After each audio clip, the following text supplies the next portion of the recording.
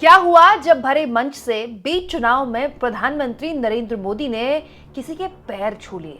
पैर छू क्या लिए, एक तरह से पैर पकड़ने को तैयार हो गए। एक बार नहीं, दो बार नहीं, 3 बार कुछ इस तरह से जब प्रधानमंत्री नरेंद्र मोदी ने बीजेपी के एक प्रत्याशी के पैर छुए तो कहने वालों ने बहुत कुछ कहा, लेकिन इसके अपने आप के बहुत से सियासी मायने हैं। सब कुछ मैं आपको तफसील से बताऊंगी, लेकिन पहले पूरा मामला आपके सामने रख देती हूँ।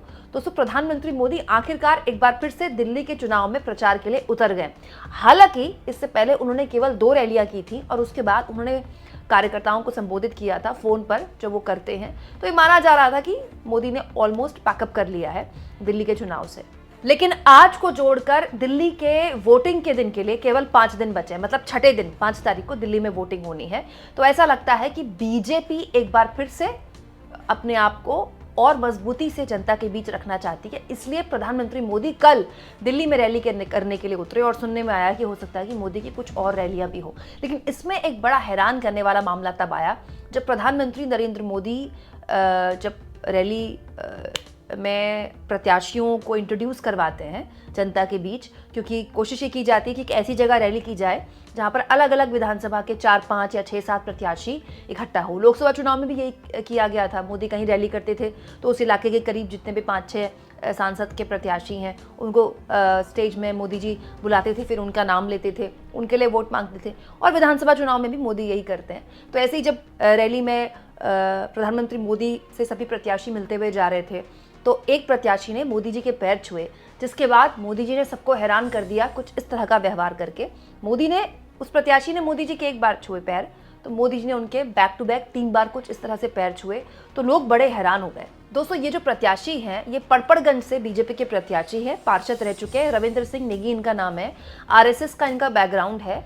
और इन्होंने जब मोदी जी को एक तरह से पैर छूने की कोशिश की और मोदी ने पलट के 3 बार उनके पैर छू लिए तो खुद भी बड़े अनकंफर्टेबल हो गए। मतलब आप खुद सोचिए, जब देश के प्रधानमंत्री आपके पैर छूने लगेंगे तो आप किस तरह का आप बड़ा असहज स्थिति में आ जाएंगे। हालांकि इसको मोदी जी कितने जेनरस हैं और मोदी जी ये इस तरह के व्यवहार के कितने खिलाफ है कि उनके पैर ना छुए जाएं, इसको इस तरह से प्रेजेंट किया गया।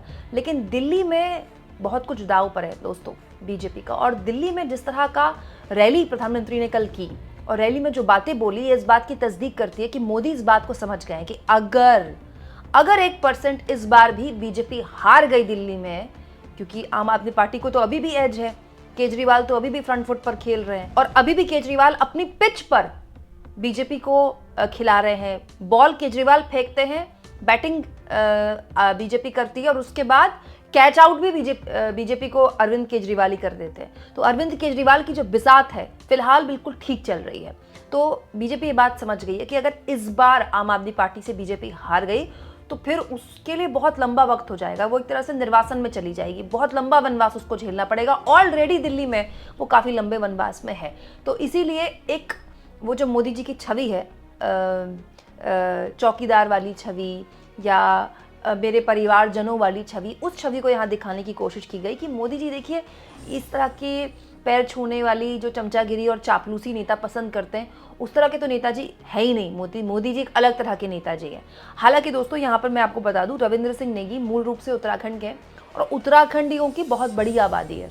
जैसे पूर्वांचलियों की बहुत बड़ी आबादी है, उतनी बड़ी आबादी तो नहीं है, लेकिन दिल्ली के अलग अलग इलाकों में बहुत सी ऐसी क्लस्टर कॉलोनियाँ हैं, बहुत से ऐसे 1 BHK 2 BHK पुरानी फ्लैट्स हैं जहाँ पर पहाड़ियों की, उत्तराखंडियों की बहुत बड़ी तादाद है। उनको रहते हुए 20-25 साल हो गए।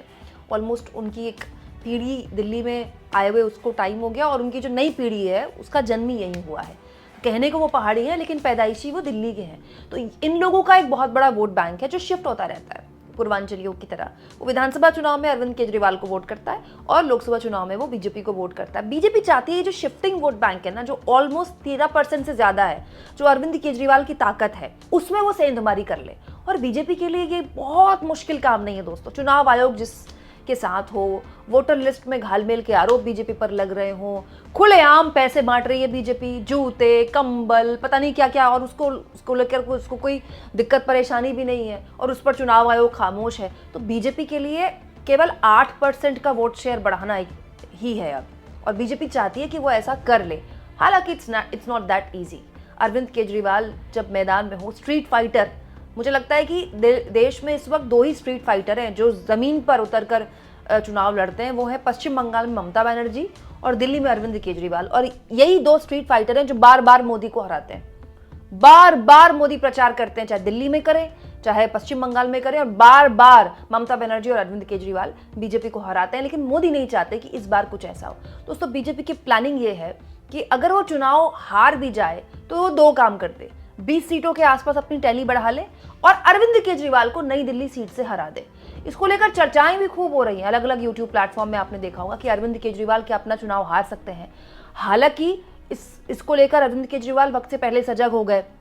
उन्होंने कहना शुरू कर दिया कि देखिए, उनकी सीट में बहुत से फर्जी वोट बढ़ाए गए हैं, बहुत सारे लोगों के वोट काटे गए हैं। प्रवेश वर्मा तो वहाँ आम आदमी पार्टी के हिसाब से 2 महीने से पैसे बांट रहे हैं और प्रवेश वर्मा ने इसको स्वीकार भी किया है। मतलब प्रवेश वर्मा ने खुद ही कहा है आचार संहिता लगने से पहले कि हाँ, मैं अपने एनजीओ के तहत पैसे बांट रहा हूँ क्योंकि अरविंद केजरीवाल ये काम नहीं कर पाए। 1100 रुपये वहाँ एक तरह से आप कह सकते हैं कि अनऑफिशियली लाडली बहन योजना के तहत कई लोगों को बांट दिए गए 2-3 किश्तें। इसके अलावा दोस्तों, नई दिल्ली से ही कांग्रेस पार्टी ने शीला दीक्षित के बेटे संदीप दीक्षित को उतारा है मैदान में, जो इकलौते ऐसे प्रत्याशी हैं, कुछ प्रत्याशियों में से एक, जो फील्ड पे एटलीस्ट दिख रहे हैं। तो नई दिल्ली बीजेपी चाहती है कि नई दिल्ली में ऐसा मामला फंस जाए कि अरविंद केजरीवाल या तो नई दिल्ली से निकल ना पाए या फिर अपनी सीट हार जाए, जो उन्होंने पश्चिम बंगाल में ममता बनर्जी के साथ किया था। चुनाव ममता बनर्जी भी जीत गई थी, सरकार उन्होंने भी बना ली थी, लेकिन वो अपनी सीट हार गई थी। लेकिन अरविंद केजरीवाल के साथ ये काम करना इतना आसान नहीं होगा, और ये बात खुद मोदी कुछ दिन पहले सीईसी की मीटिंग में स्वीकार कर चुके हैं। ये खबर मैंने भी आपको दिखाई थी। देखिए दोस्तों, ये करीब 2.5-3 हफ्ते पहले की खबर है, जब प्रत्याशियों पर चर्चा के लिए सीईसी की बैठक हो रही थी बीजेपी की। तब मोदी ने बात कही थी कि लोगों का रुझान बीजेपी की तरफ बड़ा है दिल्ली में, लेकिन अभी और मेहनत करने की ज़रूरत है। जब मोदी ये बात कहते हैं तो आप समझिए कि उनके पास रिपोर्ट है, ग्राउंड रिपोर्ट, और एक ग्राउंड रिपोर्ट बताती है कि स्थितियां बीजेपी के लिए उतनी आसान नहीं है जितना कि मोदी और गोदी मीडिया कह रहा है। It's not that easy. यहाँ इस बात पर भी मैं आपको एक इंपॉर्टेंट जानकारी दे दूं दोस्तों। रविंद्र सिंह नेगी, जिनके पैर छुए मोदी जी ने एक बार नहीं 3-3 बार, ये पड़पड़गंज से बीजेपी के लिए चुनाव लड़ रहे हैं।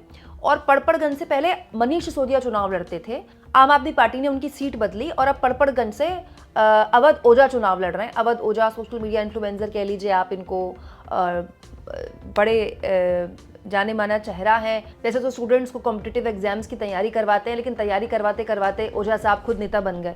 और कहने वाले ये भी कह रहे हैं दोस्तों कि पड़पड़गंज में मनीष सिसोदिया का जो पुराना काम है, हालांकि इस बार तो क्योंकि वो जेल में रहे तो बहुत सारे काम पेंडिंग रहे, लेकिन पिछले कार्यकाल में जो उन्होंने काम किए थे वो भी लोगों के जहन में है। और अवध ओझा का अपना एक फैन फॉलोइंग है, और अवध ओझा काफ़ी एज में है आम आदमी पार्टी की तरफ से। तो हो सकता है कि अवध ओझा के आगे नेगी साहब को और मजबूती से खड़ा करने के लिए प्रधानमंत्री मोदी ने ऐसा किया हो। हालांकि दोस्तों, पैर छूने वाली पॉलिटिक्स आजकल हमारे देश में कुछ ज़्यादा ही नहीं हो रही है। प्रधानमंत्री नरेंद्र मोदी जब लोकसभा चुनाव में बहुमत से दूर हुए थे और उन्होंने बीजेपी की संसदीय दल की बैठक ना बुलाकर एनडीए की संसदीय दल की बैठक बुलाई थी, तब आपको याद होगा नीतीश कुमार ने सबको चौंका दिया था। तब नीतीश कुमार ने मोदी जी के पैर पकड़ लिए, मोदी जी भी एकदम हतप्रत रह गए, हैरान रह गए, अरे क्या हो गया, नीतीश कुमार मेरे पैर क्यों छू रहे हैं। लेकिन नीतीश कुमार ने मोदी जी के पैर छुए और वो बड़ा, अब तक लोग डिकोड नहीं कर पाए हैं उसको कि आखिर नीतीश कुमार को ऐसी क्या जरूरत पड़ गई कि मोदी जी के पैर छू रहे हैं, जबकि बैसाखियां तो उनकी हैं जिसकी वजह से मोदी जी पीएम बने हुए हैं। और वैसे भी राजनीति में दोस्तों कहने वाले यही कहते हैं कि बड़ी निर्दयी है ये राजनीति। यहाँ जो जिसके पैर छूता है ना, उसके पैर से जमीन वही खिसका लेता है। लेकिन फिलहाल दिल्ली में ये जो मोदी जी ने सार्वजनिक तौर पर एक प्रत्याशी के पैर छुए हैं, इसको आप किस तरह से लेते हैं दोस्तों, कमेंट बॉक्स में जरूर लिखें। और जितना हो सके चैनल को शेयर भी करें, सब्सक्राइब भी करें, और थैंक्स और ज्वाइन, ये 2 ऑप्शन है जिसके जरिए आर्थिक तौर पर भी आप चैनल के हाथ मजबूत कर सकते हैं।